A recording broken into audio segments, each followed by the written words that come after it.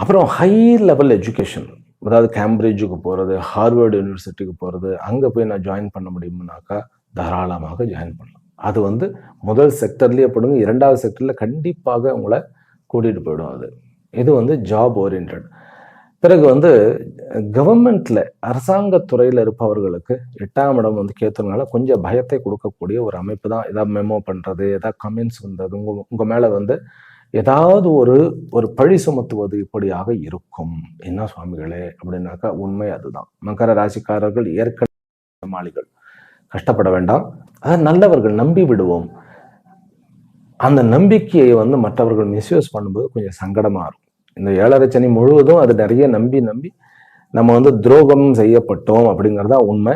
அதனால இப்போ வந்து கவர்மெண்ட்ல அரசாங்க ரீதியாக இருக்கக்கூடியவர்கள், அதுல வந்து முக்கியமாக கேஷ் ஹேண்டில் பண்ணுபவர்கள் ரொம்ப ஜாக்கிரதையாக இருக்க வேண்டும்.